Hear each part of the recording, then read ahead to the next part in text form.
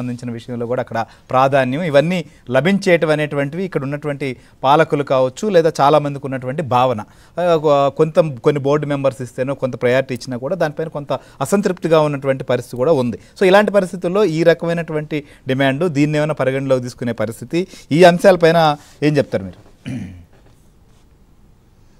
ఈ అంశాల మీద చర్చ జరిగి ఉంటుందని చెప్పి నేనైతే అనుకోవట్లేదు. ఎందుకంటే సమస్యని పెంచుకునేదానికి ఈరోజు చర్చలు జరగల, సమస్యల్ని పరిష్కరించుకునేదానికి జరిగింది. కాబట్టి ఈరోజు అది ప్రాధాన్యత కాదు.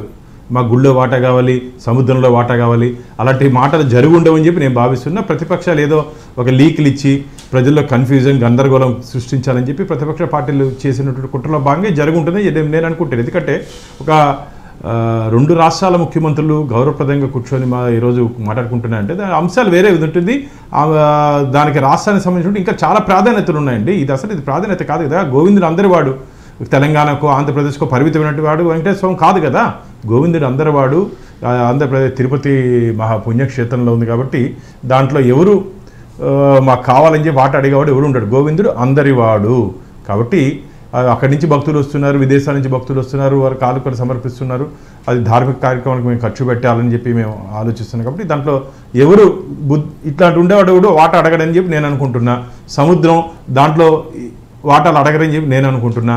కాబట్టి ఏమన్నా జరుగున్నా సరే ఈ 9th 10th షెడ్యూల్, ఉద్యోగస్తుల సమస్య, ఆస్తులు, ఈ ఆర్థిక లావాదేవీలు ఇంకా ఏం చేసుకోవాలి, ముందుకు పోవాలి, ఈ రెండు రాష్ట్రాలు బార్డర్స్ ఉన్నటువంటి ఏదన్నా పరిష్కరించుకునే దిశగా ఏదైనా ఇష్యూస్ ఏదైనా ఉంటే దాని మీద మాట్లాడి ఉంటారు తప్ప ఇలాంటి విషయాలు ఏమి ఉండదు.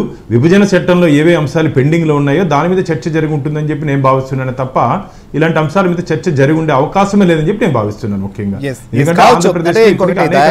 సతమతమైపోయాం. ఖచ్చితంగా రెండు రాష్ట్రాల మధ్య సమస్యలు పరిష్కరించుకునే దానికి అటు చంద్రబాబు నాయుడు నాయకత్వంలో పనిచేస్తున్నటువంటి ప్రభుత్వం కావచ్చు, ఇక్కడ రేవంత్ రెడ్డి నాయకత్వంలో ఉన్న ప్రభుత్వం చాలా సంసిద్ధంగా ఉంది. ఖచ్చితంగా వాటిని కూడా పరిష్కరించుకుంటాం. కానీ సెంట్రల్ వైపు నుంచి కూడా ఈ రెండు రాష్ట్రాలు విడిపోయిన తర్వాత నష్టపోయాయనేటువంటి భావన రాకూడదంటే ఖచ్చితంగా సపోర్ట్ కావాలి.